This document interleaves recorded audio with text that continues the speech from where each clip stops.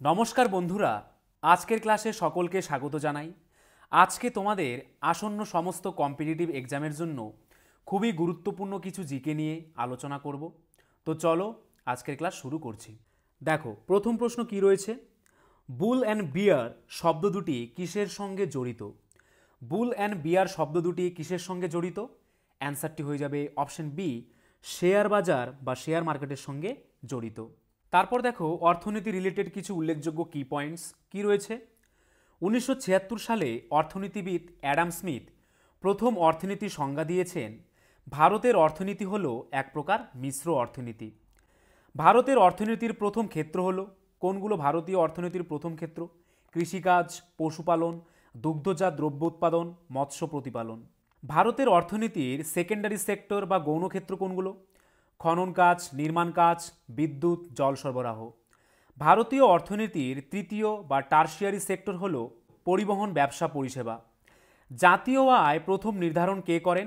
দাদাভাই নওরোজি সর্বপ্রথম জাতীয় আয় নির্ধারণ করেন। প্রথম সরকারি প্রচেষ্টায় জাতীয় আয় গণনা করেন কে? Prasanta Chandra Mahalanobis.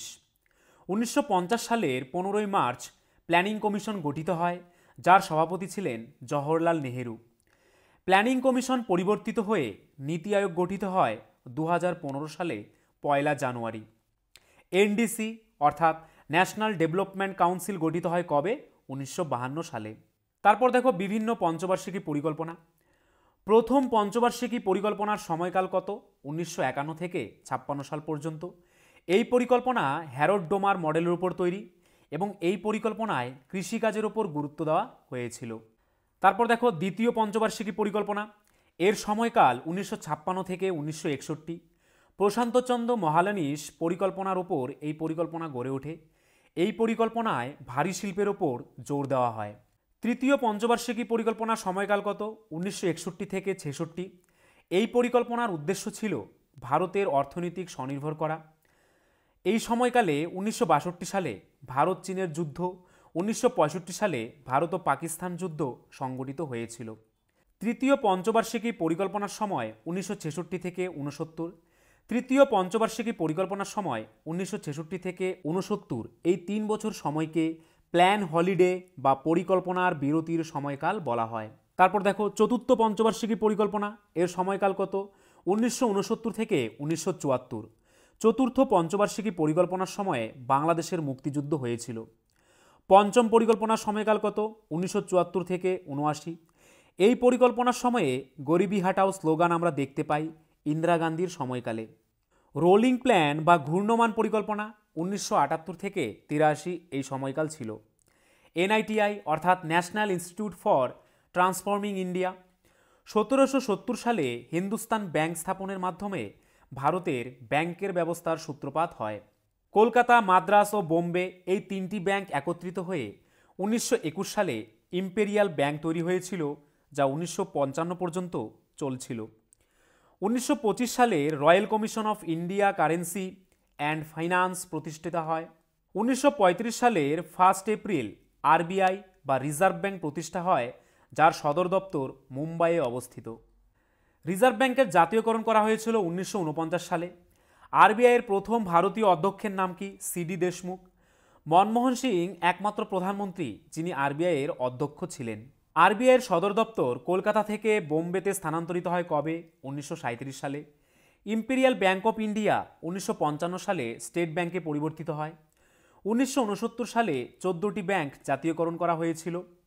NABARD, national bank for agriculture and rural development, NABARD প্রতিষ্ঠা হয়েছিল 1982 সালে। বি শিবরামন কমিটির সুপারিশে নাবার্ড প্রতিষ্ঠা হয়েছিল। 1982 সালে এক্সিম ব্যাংক প্রতিষ্ঠা হয়েছিল। অর্থ কমিশন গঠিত হয় 1951 সালে। অর্থ কমিশনের কথা উল্লেখ আছে ভারতের সংবিধানের 280 ধারাতে। রাষ্ট্রপতির প্রতি 5 বছর অন্তর এটি গঠন করেন। একজন সভাপতি ও 4 জন সদস্য নিয়ে এই অর্থ কমিশন গঠিত হয়। তারপর দেখো, বিভিন্ন বিপ্লব সম্পর্কিত কি পয়েন্টস। সবুজ বিপ্লব হয়েছিল 1960-এর দশকে। পাঞ্জাব, হরিয়ানাতে মূলত গম উৎপাদনের উপর জোর দেওয়া হয়েছিল। ভারতের সবুজ বিপ্লবের জনক বলা হয় কাকে? এমএস স্বামীনাথনকে।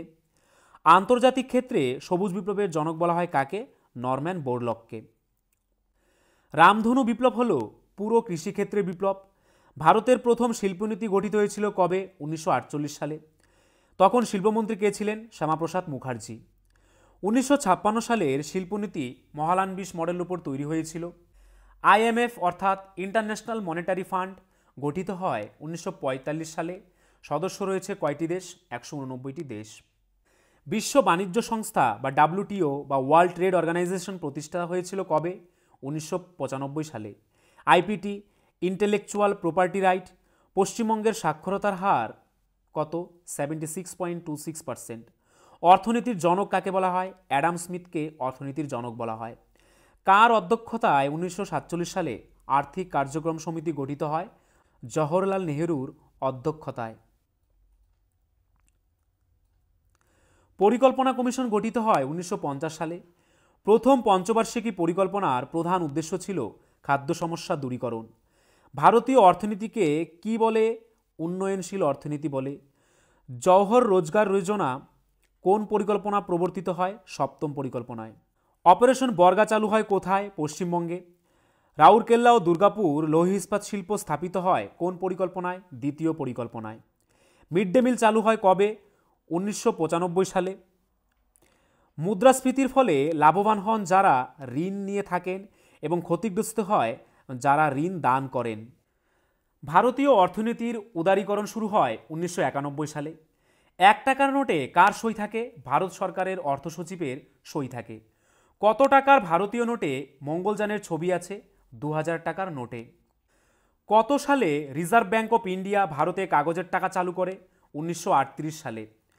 কত টাকার নোটে গন্ডার হাতি বাঘের ছবি আছে?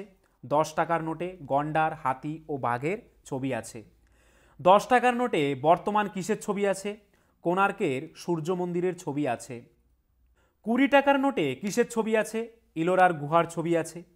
সংসদ ভবন ও হাম্পির রথের ছবি আছে 50 টাকার নোটে। 100 টাকার নোটে রানী কি ভাবের ছবি আছে। সাঁচি স্তূপের ছবি আছে 200 টাকার নোটে। লালকেল্লার ছবি আছে 500 টাকার নোটে। কত সালে স্বাধীন ভারতের প্রথম নোট বাতিল হয়েছিল? 1978 সালে। পরিবার পরিকল্পনা গৃহীত হয় কত সালে? 1952 সালে। পশ্চিমবঙ্গের নিজস্ব শিল্পনীতি ঘোষিত হয় কবে? 1994 সালে পশ্চিমবঙ্গের নিজস্ব শিল্পনীতি ঘোষিত হয়। দ্বাদশ অর্থ কমিশনের সভাপতি কে ছিলেন? CR রঙ্গরাজন ছিলেন দ্বাদশ অর্থ কমিশনের সভাপতি। বন্ধুরা, আরেকটি কথা, WBP constable, SI and KP constable অধ্যায়ভিত্তিক সেরা প্রস্তুতি নিতে আমাদের হোয়াটসঅ্যাপ নাম্বারে একবার হোয়াটসঅ্যাপ করে নাও।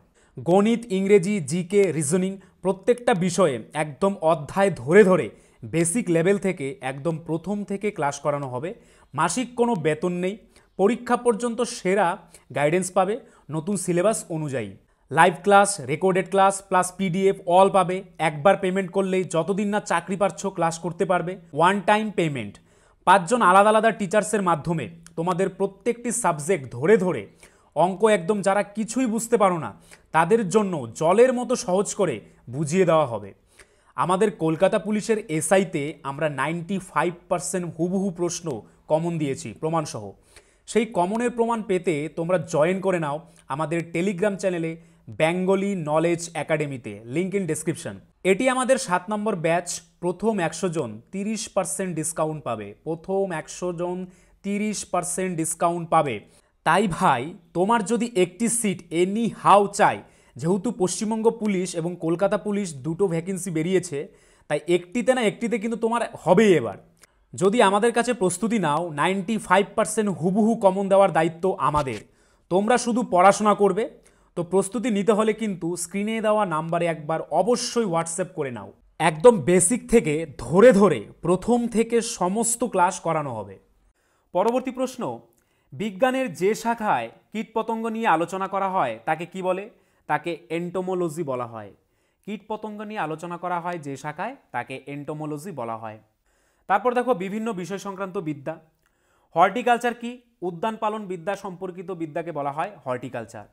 পাখি পালন বিদ্যাকে কি বলা হয়? এভিকালচার। মৌমাছি পালন সংক্রান্ত বিদ্যা কি নামে পরিচিত? এপিকালচার। আরবোরিকালচার কাকে বলা হয়? গাছ ও শাকসবজি চাষ সংক্রান্ত বিদ্যাকে আরবোরিকালচার বলা হয়। ব্যাঙ চাষ সংক্রান্ত বিদ্যা কি নামে পরিচিত? Frog culture. পিসিকালচার কাকে বলা হয়? মৎস্য চাষ সংক্রান্ত বিদ্যাকে পিসিকালচার বলা হয়। চিংড়ি চাষ সংক্রান্ত বিদ্যাকে কি বলা হয়? প্রোনোকালচার। রেশম চাষ সংক্রান্ত বিদ্যাকে কি বলা হয়? সেরিকালচার। মুক্তা চাষ সংক্রান্ত বিদ্যাকে কি বলা হয়? Pearl culture. হাঁস মুরগি পালন বিদ্যাকে কি বলা হয়? Poultry farming. তাহলে পোলট্রি ফার্মিং কি? হাঁস মুরগি পালন বিদ্যাকে পোলট্রি ফার্মিং বলা হয়। পরবর্তী প্রশ্ন, বাংলা সাহিত্যের যুগ সন্ধিক্ষণের কবি কে ছিলেন, বা কাকে বাংলা সাহিত্যের যুগ সন্ধিক্ষণের কবি বলা হয়?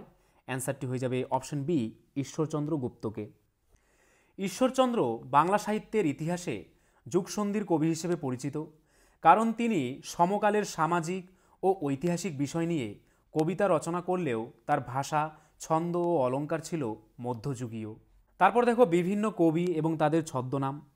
মালাধর বসু কোন ছদ্মনামে লিখতেন? গুণরাজ খান। দীপেন্দ্রনাথ সান্যাল নীলকণ্ঠ নামে। মোহিতলাল মজুমদার সত্যসুন্দর দাস। ভবানী সেনগুপ্ত কোন ছদ্মনামে লিখতেন? চার্ণক সেন। দীনবন্ধু মিত্র কোন ছদ্মনামে লিখতেন? CF Andrews. গোপাল হরি দেশমুখ লোকহিত নামে লিখতেন। শরদিন্দু বন্দ্যোপাধ্যায় চন্দ্রহাস নামে লিখতেন। পূর্ণেন্দু পত্রী সমুদ্রগুপ্ত নামে লিখতেন। মণিশঙ্কর মুখোপাধ্যায় শঙ্কর নামে লিখতেন। রাসবিহারী বসু কোন নামে লিখতেন? রসিক ঠাকুর। কালিদাস রায় বেতাল ভট্ট। বিমল কর বিদুর নামে লিখতেন। সৈয়দ মুস্তাবা আলী প্রিয়দর্শী নামে লিখতেন। কামিনী রায় জনৈক বঙ্গমহিলা নামে লিখতেন। দক্ষিণারঞ্জন মিত্র মজুমদার দৃষ্টিহীন মধুসূদন মজুমদার নামে লিখতেন। মনীষ ঘটক যুবনাশ্য নামে লিখতেন। স্বপন বুড়ো ছদ্মনাম কি? অখিল নিয়োগী। বিকর্ণর ছদ্মনাম নারায়ণ সান্যাল। পরবর্তী প্রশ্ন, কোনটিকে কৃষকের প্রকৃত বন্ধু বা প্রাকৃতিক লাঙল বলা হয়? কোনটিকে কৃষকের প্রকৃত বন্ধু বা প্রাকৃতিক লাঙল বলা হয়? অ্যান্সারটি হয়ে যাবে অপশন এ, কেঁচোকে কৃষকের বন্ধু বলা হয়। কেঁচো মাটিতে গর্ত খুঁড়ে মাটিকে ছিদ্রযুক্ত করে, তাই তাদের কৃষকের বন্ধু বলা হয়। কেঁচোর নাইট্রোজেন বর্জ্য এবং অন্যান্য বর্জ্য পদার্থ উদ্ভিদের খাদ্য তৈরি করে। কেঁচো দ্বারা মাটির উর্বরতা বৃদ্ধির এই প্রক্রিয়াকে ভার্মি কম্পোস্টিং বলা হয়। মাছ ধরার জন্য কেঁচো মাছের টোপ হিসেবে ব্যবহার করা হয়। ভারতের কিছু আদিবাসী জন্ডিস, পাইলস, ডায়রিয়া, মূত্রাশয়, পাথর ইত্যাদি নিরাময়ে ওষুধ হিসেবে কেঁচো ব্যবহার করে। বাংলাদেশের কোন সাঁতারু ইংলিশ চ্যানেল অতিক্রম করেছিলেন? বাংলাদেশের কোন সাঁতারু ইংলিশ চ্যানেল অতিক্রম করেছিলেন? অ্যান্সারটি হয়ে যাবে option A, Brajen Das English channel অতিক্রম করেছিলেন। ব্রজেন দাস ছিলেন একজন বাঙালি সাঁতারু। তিনি প্রথম দক্ষিণ এশীয় ব্যক্তি যিনি সাঁতার কেটে ইংলিশ চ্যানেল পাড়ি দেন। 1958 সালের 18ই আগস্ট তিনি এই কৃতিত্ব অর্জন করেন। পরবর্তী প্রশ্ন, মুর্শিদাবাদ জেলাকে দুভাগে ভাগ করেছে কোন নদী? কোন নদী মুর্শিদাবাদ জেলাকে দুভাগে ভাগ করেছে? অ্যান্সারটি হয়ে যাবে অপশন সি, ভাগীরথী নদী। ভাগীরথী নদী মুর্শিদাবাদ জেলাকে দুই ভাগে ভাগ করেছে। ভাগীরথী হল গঙ্গার একটি শাখা নদী। এই নদীটি ফারাক্কা ব্যারাজের কাছে উৎপন্ন হয়ে দক্ষিণে প্রবাহিত হয়েছে। এই নদীটি মুর্শিদাবাদ জেলার মধ্যে দিয়ে প্রবাহিত হয়েছে এবং জেলাটিকে কম বেশি সমান দুই ভাগে ভাগ করেছে। ভারতের উত্তরাখণ্ড রাজ্যে হিমালয় থেকে উৎপন্ন একটি নদী হল ভাগীরথী। এই নদীটি গঙ্গার দুটি প্রধান ধারা বা উৎসের মধ্যে একটি ধারা। উৎস কোথায়? গোমুখ তুষারগুহা থেকে। দৈর্ঘ্য কত? 205 কিমি। অলকনন্দা নদীর সাথে মিলিত হওয়ার আগে নদীটি তার উৎস থেকে 205 কিলোমিটার প্রবাহিত হয়েছে। পরবর্তী প্রশ্ন, সমস্ত অ্যাসিডের জন্য সাধারণ উপাদান হল, অথবা সমস্ত অ্যাসিডের মধ্যে কোন উপাদানটি উপস্থিত থাকে? অ্যান্সারটি হয়ে যাবে অপশন ডি, হাইড্রোজেন। র্যাকটিফাইড স্পিরিট কি? 95.6% ইথাইল অ্যালকোহল এবং 4.4% পানির মিশ্রণকে র্যাকটিফাইড স্পিরিট বলে। খুবই ইম্পর্টেন্ট। তারপর দেখো, ডিডিটির পূর্ণরূপ কি? Dichloro diphenyl trichloro ethane. টিএনটির পূর্ণরূপ কি? Trinitro toluene. সাবানের রাসায়নিক নাম কি? সোডিয়াম স্টিয়ারেট হচ্ছে সাবানের রাসায়নিক নাম। পেট্রোলের অপর নাম কি? গ্যাসোলিন। অ্যাকোয়ারেজিয়া বা অম্লরাজ কি? 1 মোল গাঢ় নাইট্রিক অ্যাসিড এবং 3 মোল গাঢ় হাইড্রোক্লোরিক অ্যাসিডের মিশ্রণকে বলা হয় অম্লরাজ বা অ্যাকোয়ারিজিয়া। সোনা গলাতে এই অম্লরাজ ব্যবহার করা হয়। বেকিং পাউডার কি? সোডিয়াম বাইকার্বনেট, অ্যালুমিনিয়াম সালফেট ও পটাশিয়াম হাইড্রোজেন টার্টারেটের মিশ্রণকে বেকিং পাউডার বলা হয়। লাফিং গ্যাস কি? নাইট্রাস অক্সাইডকে লাফিং গ্যাস বলে। এটি একটি হাস্য উদ্দীপক গ্যাস। দার্শনিকের উল কি? জিঙ্ক অক্সাইড দার্শনিকের উল নামে পরিচিত। সাপের বিষে কোন ধাতুর অণু থাকে? জিঙ্কের অণু থাকে সাপের বিষে। কোন ধাতুর ওপর আঘাত করলে শব্দ হয় না? অ্যান্টিমনি ধাতুর ওপর আঘাত করলে শব্দ হয় না। সবচেয়ে সক্রিয় ধাতু কোনটি? পটাশিয়াম। বিশুদ্ধ সালফিউরিক অ্যাসিডের অপর নাম কি? সালফান। কোন ভারতীয় শাসক প্রথম অধীনতামূলক মিত্রতা নীতি গ্রহণ করেন? অ্যান্সারটি হয়ে যাবে অপশন বি, হায়দ্রাবাদের নিজাম প্রথম অধীনতামূলক মিত্রতা নীতি গ্রহণ করেন। লর্ড ওয়েলেসলি ভারতে অধীনতামূলক মিত্রতা নীতি চালু করেছিলেন। অধীনতামূলক মিত্রতা নীতির মতে যদি কোনো ভারতীয় শাসক ব্রিটিশদের সাথে একটি অধীনতামূলক মিত্রতা নীতিতে স্বাক্ষর করেন তাহলে তাকে তার ভূখণ্ডে ব্রিটিশ বাহিনীকে প্রবেশের অনুমতি দিতে হবে এবং তাকে ব্রিটিশ সেনাবাহিনীর রক্ষণাবেক্ষণের খরচও বহন করতে হবে। পরবর্তী প্রশ্ন, ড্যাশ হলেন সর্বকনিষ্ঠ রাজীব গান্ধী খেলরত্ন পুরস্কার প্রাপক, বা সর্বপ্রথম রাজীব গান্ধী পুরস্কার প্রাপক ব্যক্তির নাম কি? অ্যান্সারটি হয়ে যাবে অপশন ডি, অভিনব বিন্দ্রা। রাজীব গান্ধী খেলরত্ন ভারতের সর্বোচ্চ ক্রীড়া পুরস্কার। পুরস্কারের নাম রাখা হয়েছিল ভারতের প্রাক্তন প্রধানমন্ত্রী রাজীব গান্ধীর নামে। 1991 সাল থেকে এই পুরস্কার দেওয়া হচ্ছে। বিশ্বনাথন আনন্দ হলেন প্রথম রাজীব গান্ধী খেলরত্ন পুরস্কার প্রাপক। স্পোর্টস শুটার অভিনব বিন্দ্রা হলেন রাজীব গান্ধী খেলরত্ন পুরস্কারের কনিষ্ঠ প্রাপক।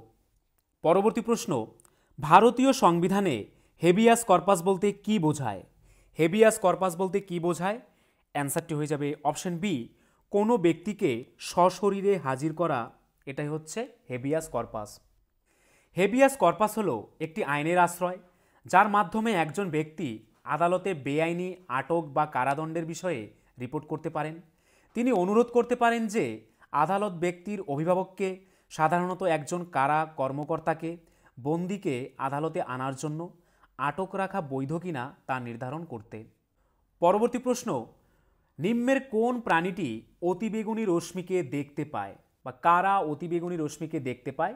অ্যান্সারটি হয়ে যাবে অপশন এ, পাখি। পাখিরা অতিবেগুনি রশ্মিকে অনুভব করতে পারে। মৌমাছি, পাখি, এমনকি রেইনডিয়ার এবং ইঁদুরের মতো স্তন্যপায়ী প্রাণীসহ অনেক প্রাণী অতিবেগুনি আলো অনুভব করতে পারে। পরবর্তী প্রশ্ন, সন্ধ্যার সময় কোন বায়ু প্রবাহিত হয়? সন্ধ্যাবেলায় কোন বায়ু প্রবাহিত হয়? অ্যান্সারটি হয়ে যাবে অপশন বি, সমুদ্র বায়ু প্রবাহিত হয়। পরবর্তী প্রশ্ন, প্লাস্টিক শিল্পে ব্যবহৃত পিভিসি এর পুরো রূপ কি? প্লাস্টিক শিল্পে ব্যবহৃত পিভিসির সম্পূর্ণ নাম কি? অ্যান্সারটি হয়ে যাবে option A, polyvinyl chloride. Plastic শিল্পে পিভিসি শব্দটি পলিভিনাইল ক্লোরাইডকে বোঝায়। পরবর্তী প্রশ্ন, মানুষের পেশিতে অবস্থিত প্রোটিনটির নাম কি? মানুষের পেশিতে অবস্থিত প্রোটিনটি হল অপশন সি, অ্যাক্টিন। তারপর কিছু কি পয়েন্টস লক্ষ্য করো। বিশুদ্ধ সালফিউরিক অ্যাসিডের অপর নাম কি? সালফান। প্রস্রাব থেকে যে গন্ধ আসে তা কিসের? অ্যামোনিয়ার। জীবকোষের কোথায় প্রোটিন সংশ্লেষিত হয়? প্রোটিন ফ্যাক্টরি খাত রাইবোজোমে 6 লক্ষ কোটি থেকে 10 লক্ষ কোটি প্রোটিন সংশ্লেষিত হয়। ধান গাছে কয়টি ক্রোমোজোম থাকে? 24টি ক্রোমোজোম থাকে। ব্যাঙে কয়টি ক্রোমোজোম থাকে? 22টি ক্রোমোজোম থাকে। তারপর দেখো ভাইরাসজনিত রোগগুলো কি কি? হাম, বসন্ত, পোলিও, ইনফ্লুয়েঞ্জা, জলাতঙ্ক, হারপিস, মাম্পস, এইডস, হেপাটাইটিস ইত্যাদি হচ্ছে ভাইরাস ঘটিত রোগ। ব্যাকটেরিয়াজনিত রোগগুলো কি কি? কলেরা, টাইফয়েড, কুষ্ঠ, যক্ষা, ডিপথেরিয়া, নিউমোনিয়া ইত্যাদি। মরুভূমিতে জন্মানো উদ্ভিদকে কি বলা হয়? জেরোফাইট বলা হয়। প্রোটোজোয়া শব্দের অর্থ কি? প্রথম প্রাণী। কোন পশু শব্দ করতে পারে না? জিরাফ কোনো শব্দ করতে পারে না। নিউমোনিয়া রোগের পরোক্ষ কারণ কি? গোলকৃমি। রাতের বেলা বিড়াল ও কুকুরের চোখ জ্বলজ্বল করে কেন? টেপেটোম নামক রঞ্জক কোষের কারণে। মস্তিষ্কের পর্দার বা আবরণীর নাম কি? মেনিনজেস। হৃৎপিণ্ডের পর্দার নাম কি? পেরিকার্ডিয়াম। ফুসফুসের পর্দার নাম কি? প্লুরা। যকৃতের পর্দার নাম কি? গ্লিসনস ক্যাপসুল। অস্থির পর্দার নাম কি? পেরিঅস্টিয়াম। তরুণাস্থির পর্দার নাম কি? পেরিকার্ডিয়াম। স্নায়ুতন্ত্রের গঠনগত কার্যগত একককে কী বলা হয়? নিউরন বলা হয়। রেচনতন্ত্রের গাঠনিক একককে কী বলা হয়? নেফ্রন বলা হয়। কঙ্কালতন্ত্রের গাঠনিক একককে কী বলা হয়? অস্থি বলা হয়। যকৃতের গাঠনিক একককে কী বলা হয়? হেপাটোসাইট বলা হয়। ফুসফুসের গাঠনিক একককে কী বলা হয়? অ্যালভিওলাই। মানবদেহে জলের পরিমাণ কত শতাংশ? 60% থেকে 70%। মানবদেহে তাপমাত্রা নিয়ন্ত্রণ করে কোনটি? হাইপোথ্যালামাস। কোন রস যা শর্করা ও আমিষ উভয়কে পরিপাক করে? অগ্নাশয় রস। মানুষের লালায় কোন এনজাইম থাকে? টায়ালিন। কোন জারক রস পাকস্থলিতে দুগ্ধ জমাট বাঁধায়? রেনিন। HCl কোন কোষ থেকে নিঃসৃত হয়? প্যারাইটাল কোষ থেকে HCl নির্গত হয়। পরবর্তী প্রশ্ন, কোন মুঘল যুবরাজ ভাগবত গীতার ফার্সি অনুবাদ করেন? অ্যান্সারটি হয়ে যাবে অপশন এ, দারা শিকোহ ভাগবত গীতার ফার্সি অনুবাদ করেন। দারা শিকোহ ছিলেন মোগল সম্রাট শাহজাহান ও তার স্ত্রী মুমতাজ মহলের বড় পুত্র। ফার্সি ভাষায় দারা শিকোহর নামের অর্থ মহিমান্বিত। তিনি সর্বপ্রথম ফার্সি ভাষায় ভাগবত গীতা ও উপনিষদ অনুবাদ করেন। পরবর্তী প্রশ্ন, মছলিপত্তনমে ফরাসি কারখানা স্থাপনে অনুমতি দিয়েছিলেন কে? কে মছলিপত্তনমে ফরাসি কারখানা স্থাপনের অনুমতি দিয়েছিলেন? অ্যান্সারটি হয়ে যাবে অপশন ডি, আবদুল্লাহ কুতুব শাহ। পরবর্তী প্রশ্ন, ক্যাসপেড বদ্বীপের আকৃতি কেমন? ক্যাসপেড বদ্বীপের আকৃতি কেমন? অ্যান্সারটি হয়ে যাবে অপশন বি, করাতের দাঁতের মতো ক্যাসপেড বদ্বীপের আকৃতি। তার সঙ্গে মনে রাখবে মিসিসিপি নদীর বদ্বীপের আকৃতি কীরকম? মিসিসিপি নদীর বদ্বীপের আকৃতি হচ্ছে পাখির পায়ের মতো। পরবর্তী প্রশ্ন, কোনটি সার্বজনীন দ্রাবক রূপে পরিচিত? কাকে সার্বজনীন দ্রাবক বলা হয়? অ্যান্সারটি হয়ে যাবে অপশন ডি, জল হচ্ছে সার্বজনীন দ্রাবক।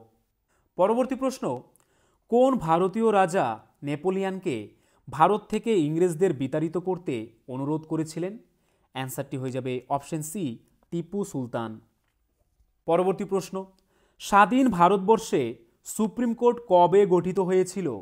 অ্যান্সারটি হয়ে যাবে অপশন বি, 1950 সালে স্বাধীন ভারতবর্ষে সুপ্রিম কোর্ট গঠিত হয়েছিল। সুপ্রিম কোর্ট 1950 সালের 26শে জানুয়ারি প্রতিষ্ঠিত হয়েছিল। 124 ধারাতে সুপ্রিম কোর্টকে সংবিধানের অভিভাবক এবং প্রতিভু হিসেবে উল্লেখ করা হয়েছে। সুপ্রিম কোর্ট সংবিধানের ব্যাখ্যাকর্তা বা ব্যাখ্যাতা। সুপ্রিম কোর্ট সংবিধানের রক্ষক। সুপ্রিম কোর্টের মতে 32 নং ধারাটি সংবিধানের হৃদয় ও আত্মা। 1950 সালের আগে সুপ্রিম কোর্ট ভারতের ফেডারেল কোর্ট হিসেবে পরিচিত ছিল। ভারতের ফেডারেল কোর্ট 1937 সালের 1 অক্টোবর প্রতিষ্ঠিত হয়েছিল। সুপ্রিম কোর্টের ট্যাগলাইনটি হল যত ধর্মস্তত জয়। পরবর্তী প্রশ্ন, কোন মুঘল সম্রাট নিজের আত্মজীবনী লিখেছিলেন? কোন মুঘল সম্রাট নিজের আত্মজীবনী লিখেছিলেন? অ্যান্সারটি হয়ে যাবে অপশন এ, বাবর। মুঘল সম্রাট বাবর তার আত্মজীবনী বাবরনামা লিখেছিলেন। প্রথম মুঘল সম্রাট এবং মোগল রাজবংশের প্রতিষ্ঠাতা। বাবর ভারতে বারুদ নিয়ে এসেছিলেন। বাবর তুজুকি বাবরি তুর্কি ভাষায় লিখেছিলেন। তিনি প্রথম মুঘল সম্রাট যিনি জিহাদ ঘোষণা করেছিলেন এবং গাজী উপাধি গ্রহণ করেছিলেন। পরবর্তী প্রশ্ন, হাইড্রোজেন পরমাণুর কয়টি আইসোটোপ আছে? হাইড্রোজেন পরমাণুর মোট 3টি আইসোটোপ আছে। হাইড্রোজেনের আইসোটোপগুলি হল প্রোটিয়াম, ডিউটেরিয়াম ও ট্রিটিয়াম। হাইড্রোজেনের 3টি পরিচিত আইসোটোপ রয়েছে, যার প্রতিটি পারমাণবিক সংখ্যা যথাক্রমে 1, 2, 3 রয়েছে। এগুলোর নাম দেওয়া হয়েছে প্রোটিয়াম, ডিউটেরিয়াম এবং ট্রিটিয়াম। আমাদের দেশের নিচের কোন স্থানটি শীতল মরুভূমি? আমাদের দেশের নিম্নের কোন স্থানটি শীতল মরুভূমি? অ্যান্সারটি হয়ে যাবে অপশন বি, লাদাখ। লাদাখ হিমালয় অঞ্চলে অবস্থিত ভারতের একমাত্র শীতল মরুভূমি। পরবর্তী প্রশ্ন, কোন বাহমনি শাসক গুলবর্গা থেকে বিদরে রাজধানী স্থানান্তরিত করেন? কোন বাহমনি শাসক? অ্যান্সারটি হয়ে যাবে অপশন বি, আহম্মদ শাহ আলী গুলবর্গা থেকে বিদরে তার রাজধানী স্থানান্তরিত করেন। পরবর্তী প্রশ্ন, পৃথিবীর বৃহত্তম বোটানিক্যাল গার্ডেন কোন দেশে অবস্থিত? পৃথিবীর বৃহত্তম বোটানিক্যাল গার্ডেন কোন দেশে অবস্থিত? অ্যান্সারটি হয়ে যাবে অপশন সি, ইংল্যান্ডে অবস্থিত। ইংল্যান্ডের কেওয়ের রয়্যাল বোটানিক্যাল গার্ডেন বিশ্বের বৃহত্তম জীবন্ত উদ্ভিদ সংগ্রহের আবাসস্থল, যা বিশ্বের বৃহত্তম বোটানিক্যাল গার্ডেন হিসেবে পরিচিত। পরবর্তী প্রশ্ন, পশ্চিমবঙ্গের কোন জেলায় সবচেয়ে বেশি তামাক উৎপন্ন হয়? পশ্চিমবঙ্গের কোন জেলায় সবচেয়ে বেশি তামাক উৎপাদন করা হয়? অ্যান্সারটি হয়ে যাবে অপশন সি, কোচবিহারে। পরবর্তী প্রশ্ন, নিম্নের কোনটি ভারতের প্রাচীনতম বিশ্ববিদ্যালয়? নিম্নের কোনটি ভারতের প্রাচীনতম বিশ্ববিদ্যালয়? অ্যান্সারটি হয়ে যাবে অপশন বি, নালন্দা বিশ্ববিদ্যালয়। বর্তমান রাজগীর বিহারে অবস্থিত, যেটি ভারতে অবস্থিত, নালন্দা ছিল বিশ্বের প্রাচীনতম বিশ্ববিদ্যালয়গুলির মধ্যে একটি এবং ইউনেস্কো নালন্দা মহাবিহারের ধ্বংসাবশেষ ঘোষণা করেছিল একটি বিশ্ব ঐতিহ্যবাহী স্থান। নালন্দা বিশ্ববিদ্যালয় কে প্রতিষ্ঠা করেছিলেন? কুমারগুপ্ত। নালন্দা বিশ্ববিদ্যালয় কে প্রতিষ্ঠা করেছিলেন? প্রথম কুমারগুপ্ত। অদন্তপুরী বিশ্ববিদ্যালয় কে প্রতিষ্ঠা করেছিলেন? গোপাল। বিক্রমশিলা বিশ্ববিদ্যালয়ের প্রতিষ্ঠাতা কে ছিলেন? ধর্মপাল। জগদ্দল বিশ্ববিদ্যালয়ের প্রতিষ্ঠাতা কে ছিলেন? রামপাল। পরবর্তী প্রশ্ন, সিগারেট লাইটারে কোন গ্যাস ব্যবহৃত হয়? সিগারেট লাইটারে বিউটেন গ্যাস ব্যবহৃত হয়। লাইটারগুলিতে জ্বালানি হিসেবে একটি তরল পেট্রোলিয়াম গ্যাস বিউটেন থাকে। অন্যান্য লাইটার যেমন সিগারেট লাইটারগুলিতে তরলের আধারে একটি লঘু তরল, একটি দাহ্য গ্যাস যেমন প্রোপেন বা বিউটেন, একটি ভাল্ব এবং একটি জ্বলন যন্ত্র থাকে। বিউটেন হল হাইড্রোকার্বন এবং একটি অত্যন্ত দাহ্য, বর্ণহীন, গন্ধহীন, সহজেই তরলীকৃত গ্যাস। পরবর্তী প্রশ্ন, চণ্ডীগড়ের বিখ্যাত রক গার্ডেনের প্রতিষ্ঠাতাকে? চণ্ডীগড়ের বিখ্যাত গার্ডেন রক গার্ডেনের প্রতিষ্ঠাতাকে? অ্যান্সারটি হয়ে যাবে অপশন ডি, নেকচাঁদ সাইনি। পরবর্তী প্রশ্ন, কোন পঞ্চবার্ষিকী পরিকল্পনার মূল লক্ষ্য ছিল মানব উন্নয়ন? কোন পঞ্চবার্ষিকী পরিকল্পনার মূল লক্ষ্য ছিল মানব উন্নয়ন? অ্যান্সারটি হয়ে যাবে অপশন এ, অষ্টম পঞ্চবার্ষিকী পরিকল্পনার মূল লক্ষ্য ছিল মানব উন্নয়ন। অষ্টম পঞ্চবার্ষিকী পরিকল্পনা 1992 সালের 1 এপ্রিল শুরু হয়েছিল। এই পরিকল্পনার নথিটি 1992 সালের মে মাসে অনুষ্ঠিত জাতীয় উন্নয়ন পরিষদের 44তম মিটিংয়ে অনুমোদিত হয়েছিল। পঞ্চম পঞ্চবার্ষিকী পরিকল্পনায় কর্মসংস্থান, দারিদ্র্যমোচন এবং ন্যায় বিচারের ওপর জোর দেওয়া হয়। পরিকল্পনাটি কৃষি উৎপাদনে স্বনির্ভরতা এবং প্রতিরক্ষার ওপরেও আলোকপাত করে। পরবর্তী প্রশ্ন, কে ভারতের 4 কোণে 4টি বৌদ্ধ মঠ নির্মাণ করেছিলেন? কে ভারতের 4 কোণে 4টি বৌদ্ধ মঠ নির্মাণ করেছিলেন? অ্যান্সারটি হয়ে যাবে অপশন ডি, শঙ্করাচার্য। তো বন্ধুরা, এই ছিল আজকের ভিডিও। তোমরা যদি আমাদের চ্যানেলে নতুন হয়ে থাকো, আমাদের চ্যানেলটিকে অবশ্যই সাবস্ক্রাইব করে নোটিফিকেশন অল করে রাখবে। তার পাশাপাশি তোমরা যদি আমাদের পুলিশের ব্যাচে অ্যাডমিশন নিতে চাও, তাহলে আমাদের স্ক্রিনে দেওয়া নাম্বারে একবার এক্ষুনি হোয়াটসঅ্যাপ করে নাও। আর আজকের ভিডিওর যদি পিডিএফ পেতে চাও, তাহলে আমাদের টেলিগ্রাম চ্যানেলে জয়েন করে নাও, বেঙ্গলি নলেজ একাডেমি এই চ্যানেলে, যেটি এই ভিডিও ডিসক্রিপশনে দেওয়া রয়েছে।